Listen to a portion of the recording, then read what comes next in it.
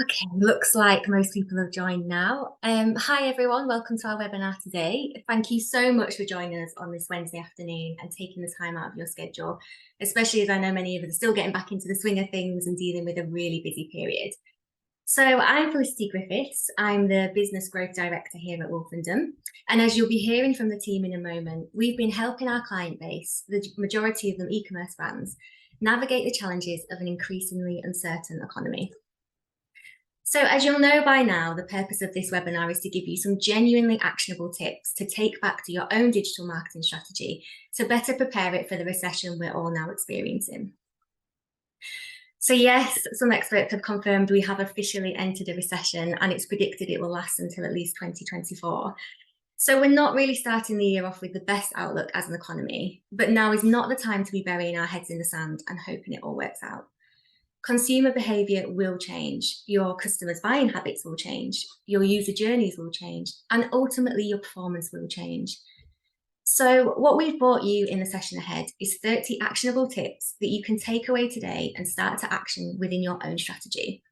Tips that will help you adapt and get proactive to maintain and even improve performance throughout the year ahead.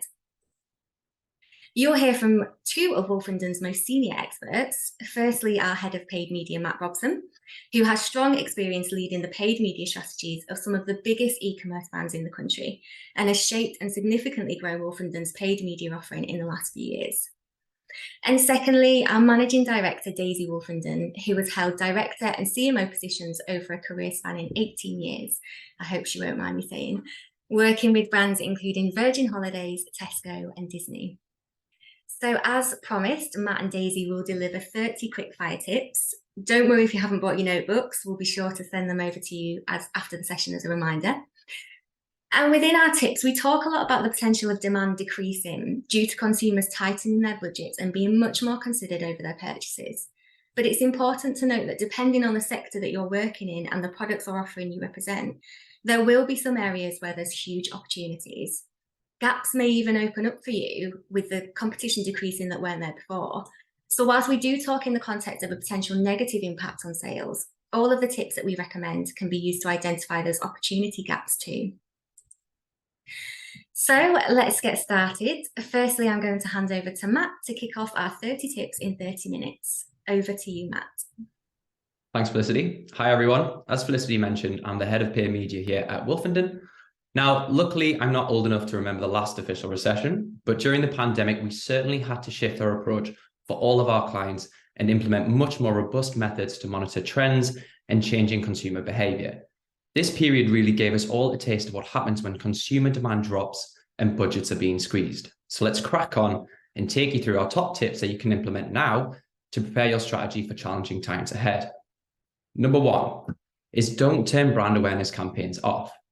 I think there's been a historic belief that brand awareness activity contributes to long-term success, and performance-led activities such as PPC and paid social will deliver you short-term results. What this usually means is that when times are tight and marketing budget is being squeezed, brands tend to favor performance-led marketing, and channels typically known as more brand awareness-led get paused.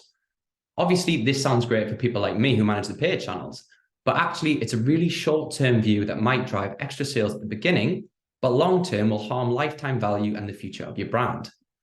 You still need to be talking to your audience. You still need to be visible and valuable during this time, even if purchasing power isn't there. And as I'll soon come on to, you'll actually see stronger short-term results if you keep your brand campaigns running alongside your performance ones. Instead, what you need to do is review and adapt what your brand awareness campaigns are doing. Look at how you can engage and persuade customers. Focus on the value of your product and think about how you can actually help the customer. What would be relevant for your customer at this time, and what connects the way your customer is feeling with your brand? Research from the previous recession has shown that by keeping brand campaigns running during this time, you can gain more market share against your more conservative competitors. So not only can you still retain trust with existing audiences and customers, but it's actually a time to build trust with prospective customers too. Be consistent, however. Don't stray too far from your brand identity and narrative. This could lead to a fractured brand identity and you lose trust and credibility with your audience. Additionally, audiences that you bring in through brand campaigns can then be harnessed to bring them further down the funnel, and I'll go through how to do this later on. Now, on a similar note, don't filter all of your ad spend into performance campaigns within those paid channels. So likely within PPC and paid social, for example, you'll be running brand awareness ad campaigns and more sales-led campaigns. Performance or sales-led campaigns by nature are highly attributable, meaning it's really clear to see which campaigns have generated sales. And when finances are being scrutinized as a marketing team, these are the stats you need on a weekly, sometimes even a daily basis for your board. So it's natural that when times are tight, your instinct is to turn off those campaigns where you can't really measure the true impact in financial terms. But recent research from Meta revealed that they've seen better short-term results from a combination of both brand and performance-led campaigns rather than solely performance-led. And we've seen this with the majority of clients too when you look at the wider digital performance, which I'll come on to shortly. And for all those reasons I've just been through, brand awareness and visibility is still so important for building audiences and maintaining that trust and confidence with existing customers during this time. So don't be tempted to switch all of your brand awareness campaigns off within PPC. You'll likely see a knock-on effect across other channels when you look at the bigger picture. So not only would I suggest not turning off your brand awareness campaigns, I would actually suggest trialing some more. Building and maintaining your brand during a recession is the best way to minimize long-term business risk. Various pieces of research from the last recession in 2008 have shown that those brands who have continued with a consistent and relevant communication strategy throughout came on top afterwards. Performance campaigns target by intent, so they can become reach constrained at a certain point as the audiences are much smaller.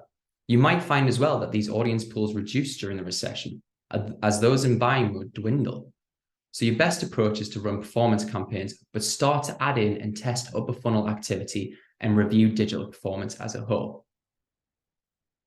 Now, when it comes to paid campaigns, don't look at CPA and ROAS in isolation.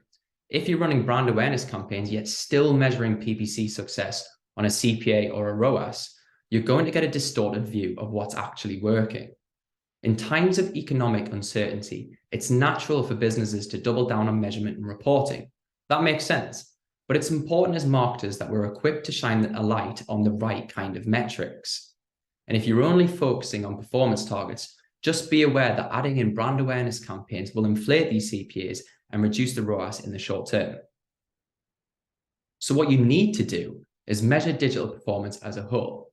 As I mentioned before, Meta found that a combination of both brand and performance-led, rather than solely performance-led, delivered better short-term results, with an 84% increase in incremental organic search volume and an 18% uplift in incremental sales with this approach. And so what this demonstrates is that running brand awareness campaigns through paid media can impact your wider marketing channels. So whilst you might not be able to directly measure sales from a brand awareness PPC campaign, if you look at the wider picture for overall digital growth, you should see gains. If you're only measuring in terms of performance targets and you're running brand activity through PPC, you're not going to get an accurate view of impact.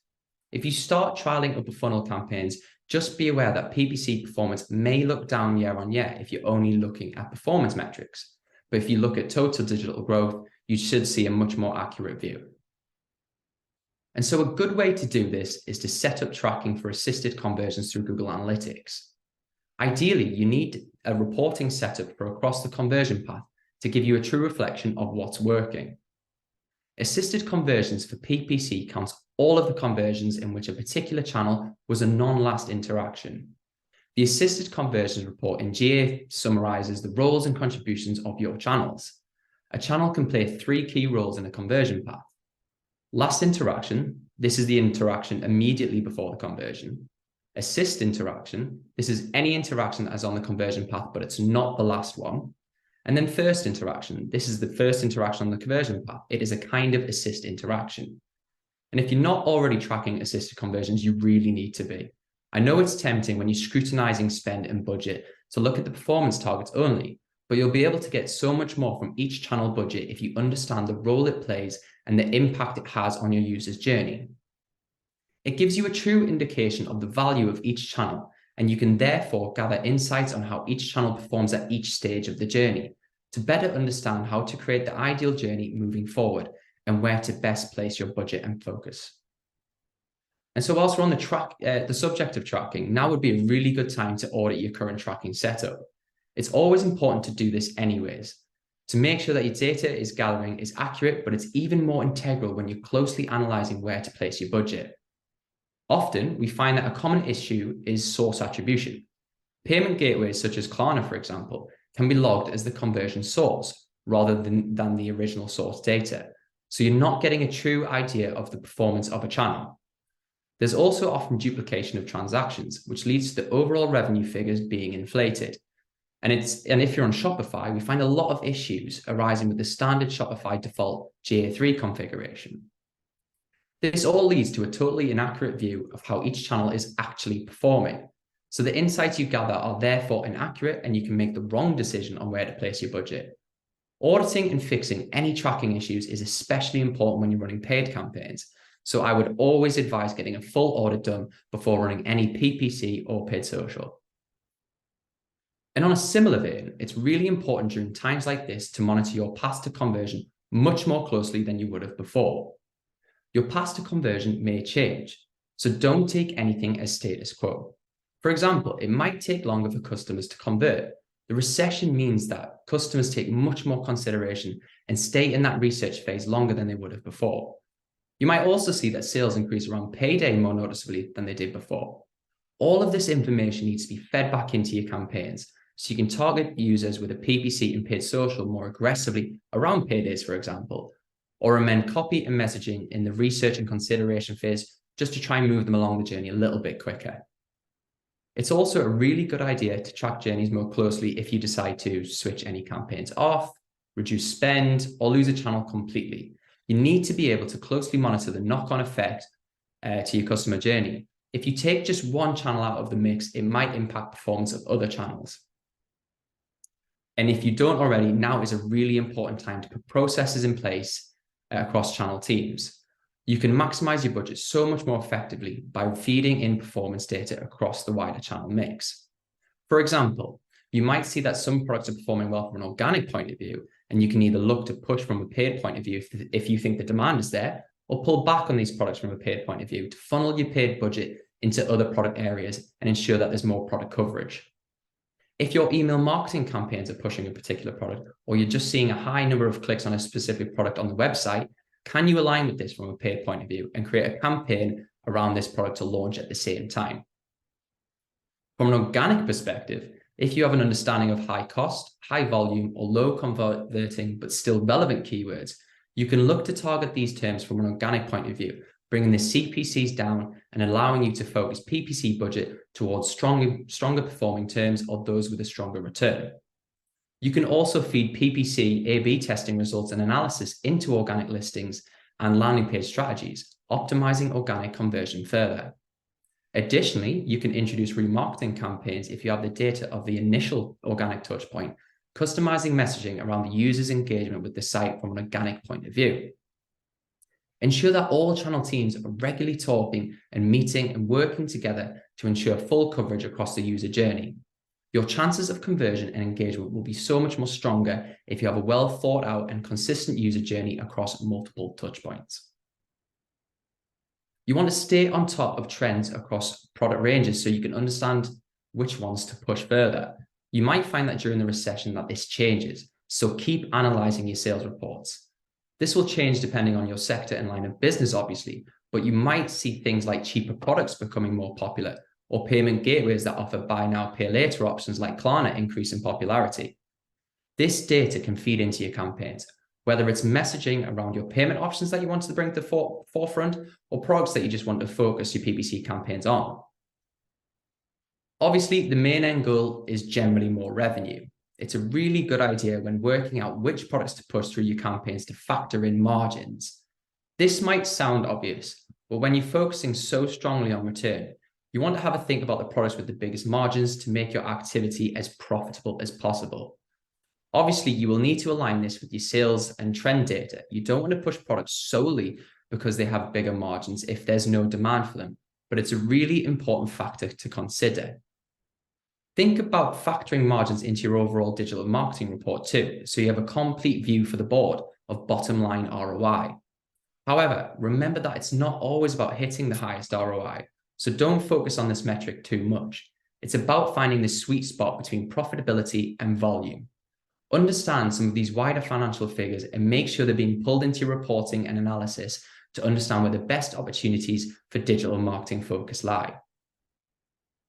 Again, depending on your sector, you might see that if customers have less disposable income, your average order value drops as they scrutinize and consider purchases on a much closer level and are less inclined to buy more than they need in the immediate term. You can first take a look at the journey to see where the gaps to push upsells. Are you retargeting against product viewed, for example, or abandoned baskets or deleted products? Are you offering bundles of complementary products? Do you have a customers also viewed bought section? You can also look at how to increase volume of sales to counteract this. So take a look at your sales data, and it might mean pushing your cheaper, more popular products more aggressively to try and make up for this shortfall. Not only could customer behavior change in recession, but your actual audiences could too. Depending on your price points, you might see audiences shift to those with more disposable income. This might be different locations or age brackets, for example. Whilst you should always be testing different audiences through paid activity, in a recession, this is even more important. So don't keep the status quo. You might want to ensure that your budget is actually being used to target those most likely to convert.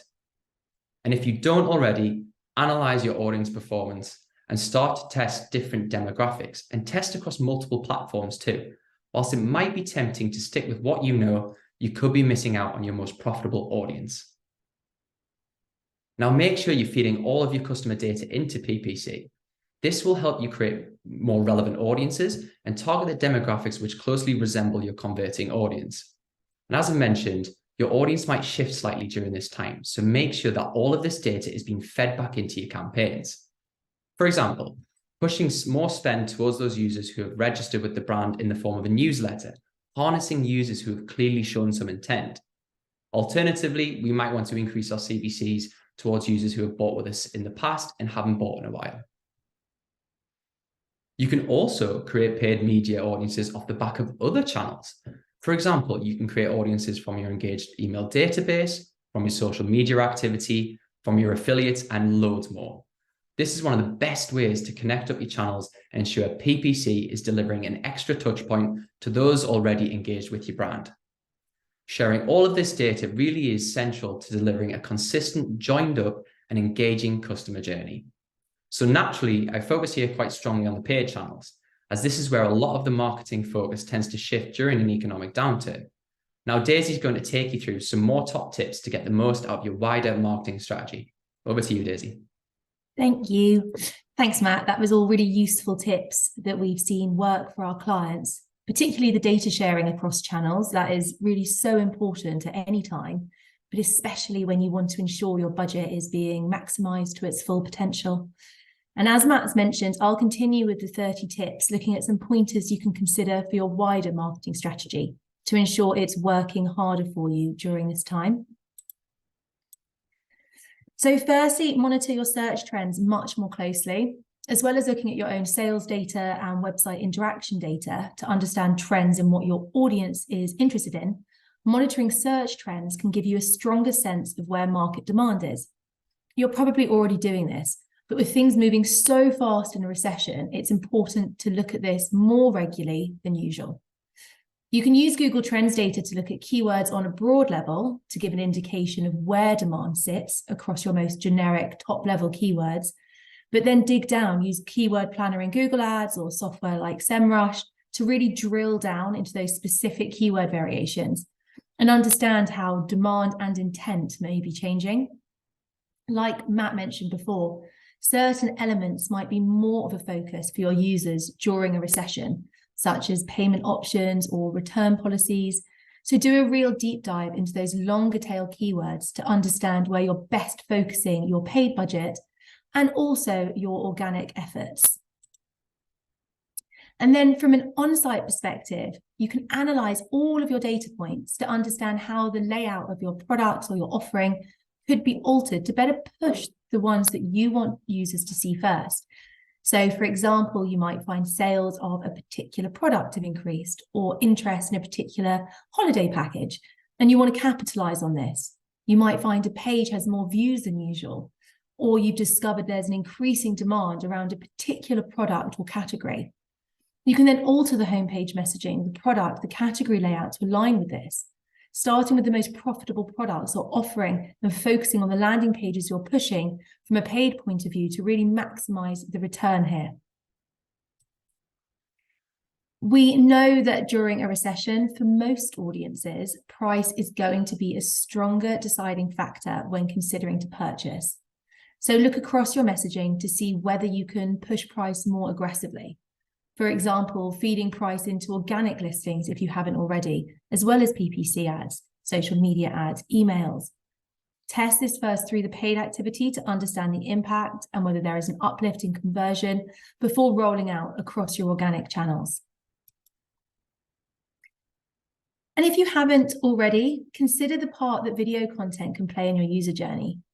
Video ads have a stronger click-through rate than articles and images, and are processed faster too, meaning you can get more of your message across your audience in a shorter amount of time. And they see a strong ROI too. From a brand perspective, video ads are a great way to continue engaging with your audience and staying visible, even when the purchasing power isn't there. Again, as Matt said previously, think about the context in which your ads will be seen. How can you add value?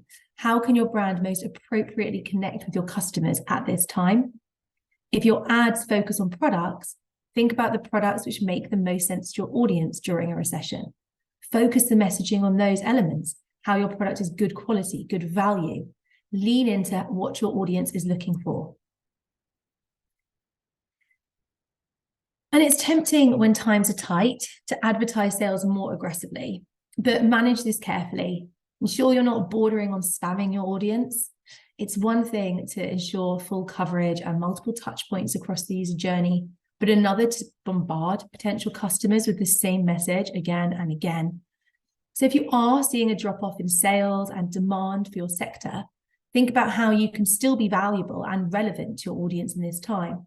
So that might mean looking at more brand awareness activity to keep your audience engaged. Keeping your brand appealing to your audience, as we've mentioned, research from the previous recession showed that those brands which kept the brand activity running reported stronger figures post-recession than those which turned brand campaigns off. So take a step back and look at the journey and touch points you're creating for your audience. Are you bordering on annoying them with constant ads when it's not relevant? That could potentially impact the perception of your brand. And to that point, remember, engagement is still a strong metric to measure, and it should be tracked as part of your usual reporting. But during this time, if you're seeing a hit on sales, keep an eye on engagement figures to understand what demand is there for when the recession eases. So I'm talking about metrics like page views, time on page, social media likes, shares, email clicks, and so on. That all helps to give a good indication of brand awareness and affinity, which, if you're running the brand awareness activity, needs to be tracked and monitored to understand impact. And if you're already using GA4, and if you're not, you really need to begin thinking about making that switch over. We're coming to the deadline. But you might have seen that you can use the cohort exploration to measure behaviors of different audience groups over time. So a cohort is a collection of users who share a common characteristic. This could all be users with the same acquisition date, users who have bought the same product, users who trigger a specific event, such as add to basket. But what that allows you to do is view metrics such as retention, engagement, lifetime value across different audience types. So it gives you insight into how audiences might change across different products or different product categories, or those users who have entered through a certain channel. You might find their user journey differs, and you can feed those needs and that data back into your campaigns to generate more conversions for a certain product type or a certain type of audience. And the current climate requires brands to be a little cleverer about the customer experience they're offering. You want to make meaningful connections with your customers and build and maintain brand loyalty to future-proof your brand. So using your available data points, such as cohort tracking, realize that the user journey might be different across different audience types, not just by audience demographics, but by the products they might be most interested in too.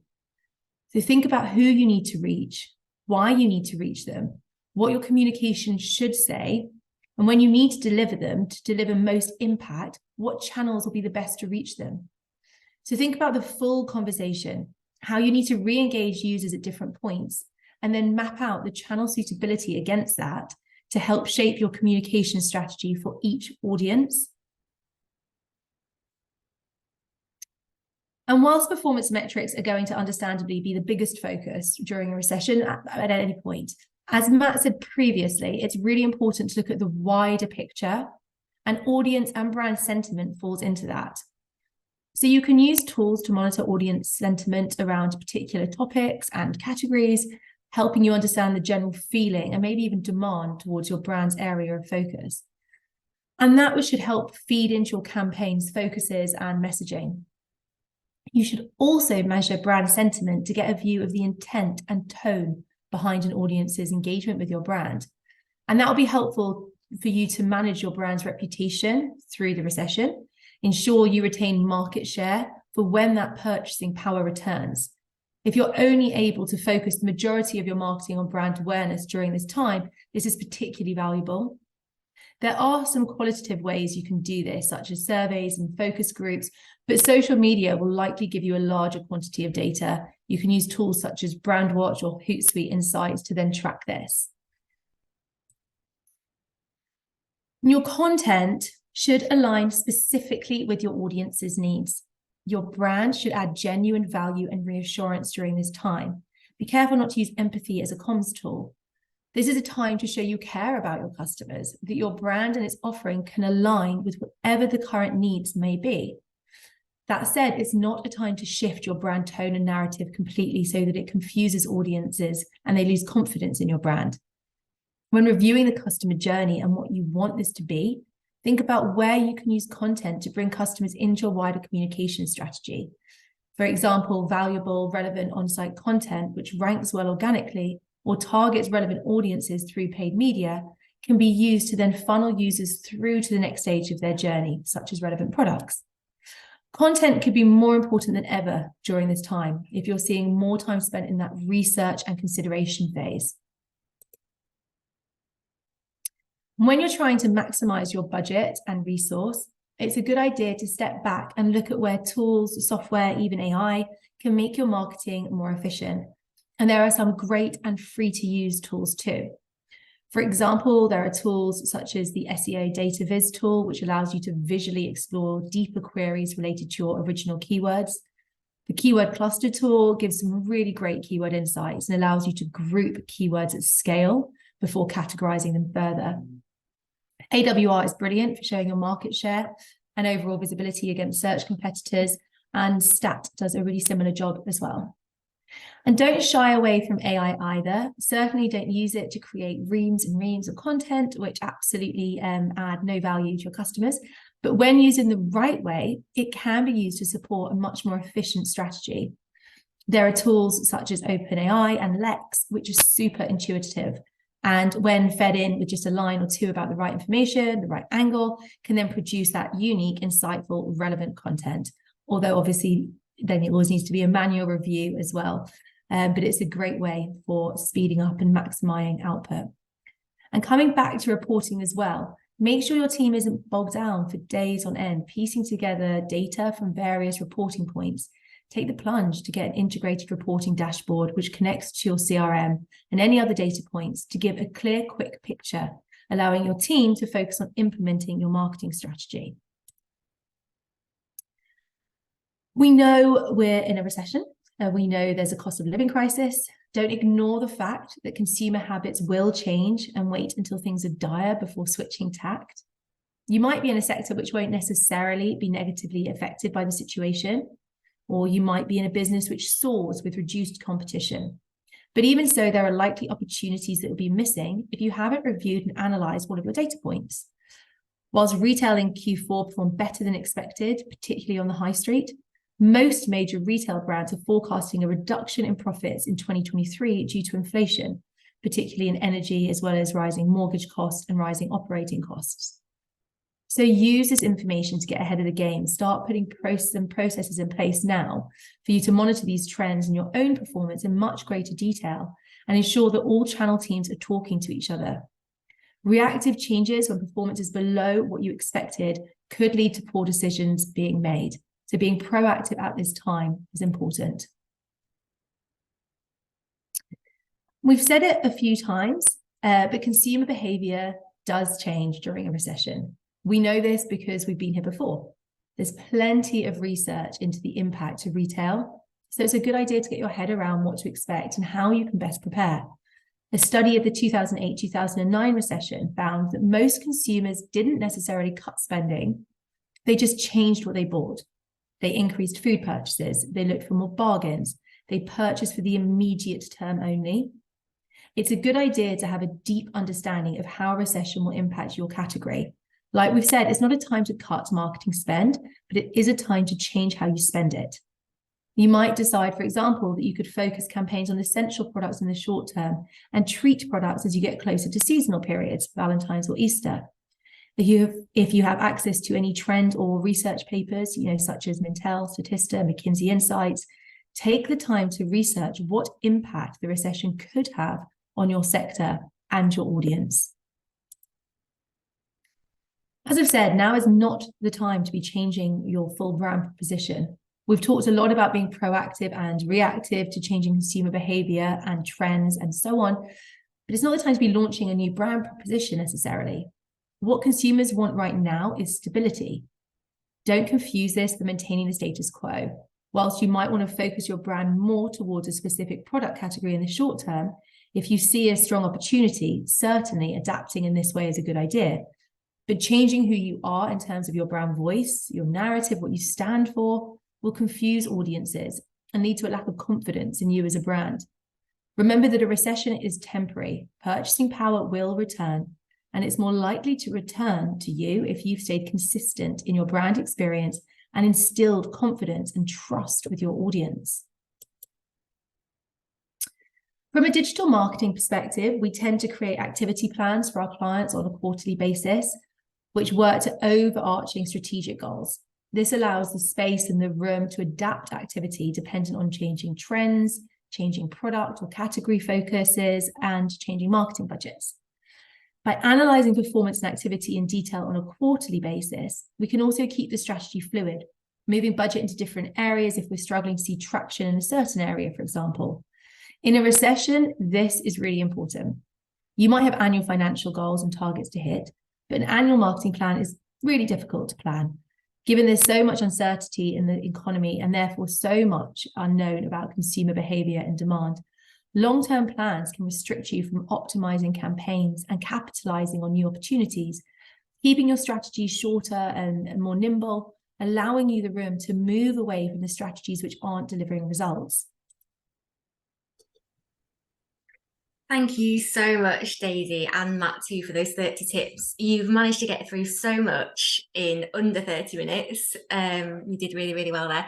I imagine there was a lot of furious note-taking throughout that, if anybody's brought their notebooks with them. I think what was really clear throughout both sections is that there's so much that we can be doing as marketers now to help us prepare for what's ahead, rather than continuing as normal and reacting to performance being down when it comes around. What I also found to be a really common theme across both sets of tips was the importance of channel teams working together and how integral it is to monitor so many data points and ensure that this is being shared across teams. This is something that we prioritise within Wolfenden, and we've seen fantastic results from teams coming together and sharing that data. I think there are a lot of brands, and obviously we know this from our own client base, who might deliver some channels in-house, but then they might have an organic search agency and maybe a separate paid media agency too, and they might not talk and collaborate very often. But what you've both said there is that there's so much room for each channel and digital performance as a whole to really maximise the budget you're spending when you can feed in the data from other channels. So it's been really interesting, and I hope that everyone watching agrees that there were some really actionable tips there that can be taken away today and implemented. So we're just going to finish today with a short Q&A section, as I know we're coming up to the end of the session. So we did have a few come through before, and I know there's a few coming through today. So we will make sure that if we don't get to your question, we'll follow up everyone's questions by email following the webinar. So firstly, the one that I've got here is probably best directed towards you, Matt. How can I best forecast PPC performance for the year ahead when CPCs and various other metrics are likely to change? It's a good question. I think you have to look at it from two different approaches. The first approach, I think you would have to look at doing varying versions of forecasts. So different scenarios, if you might see an increase in performance, you might see a decrease, you might see things actually stay pretty stable. So having those different expectations is quite important. And then the other side is being as reactive as possible. You know, if you're a few months into the year, you should get a good idea of how the data looks year on year, and then forecast based on that kind of trend data is the way I would look at things. Yeah, no, that's a great answer. I think that's a great question as well. And times like this certainly make it very difficult to forecast what's ahead. So yeah, we just need to, as you said, kind of be a little bit more short term in what we look at. And next up, we've got a question that I'll direct towards you, Daisy. So how can I continue to justify spend on organic search when demand for my products is going to drop? Good question. So I guess, firstly, when you're talking about a drop, obviously don't link everything back to the recession necessarily. Look at your seasonal data, see if this is something which actually happens in a cyclical basis within your sector. And then I would dig into, as we were saying with the keywords, really chunking down on those to look at the broader terms to see where that demand has gone. Has it dropped or has it just shifted within your sector to a different category or area? And I think investment, when you're talking about how to justify spend, it is really important to make sure it's at a sustainable level for you and for the business. So having a look at what that is and how you can manage it through the period. If budgets are going to be squeezed, it's important to look and make sure it is at a sustainable level for you. And then it's going to be around potentially aligning your product with how that demand has shifted. So as Matt was talking about, where we sometimes get that change in searches to being a bit more price focused or Klarna focused and other options that work for a user during a recession period. So it's about adapting what your strategy is and making sure that your spend level is realistic for the position that you're in. Yeah, thank you. Thanks so much, Daisy, for that. It's a question, obviously, we don't mind getting from our clients, but we expect to get it at this time. Organic search is traditionally seen as that kind of longer term strategy, but yeah, no, you're absolutely right there in what you said. I think we'll stop the questions there for now. I know we're finishing just a little bit ahead of time, so we'll give you some time back. But what we'll do is we'll collate all of the questions and answer them all individually and email them back to you. Additionally, if you've got any questions following the webinar today, you can send them over to either hello@wolfenden.agency or direct them to Matt or Daisy through email or LinkedIn. And what we'll do as well is we'll send out the 30 tips that we've gone through today over email in the next few days, in case you missed a few, as I know we flew through them there. Finally, thank you so much to everyone for signing up to attend today and taking the time out of what I'm sure is a really busy month and probably quite an unknown month as well. There's a lot of unknowns and uncertainties to get our heads around, especially in marketing. So thank you for taking the time out and listening to us to talk. I really hope you found it useful, and I hope to see you at our next webinar. So take care, everyone, and enjoy the rest of your day. Thank you.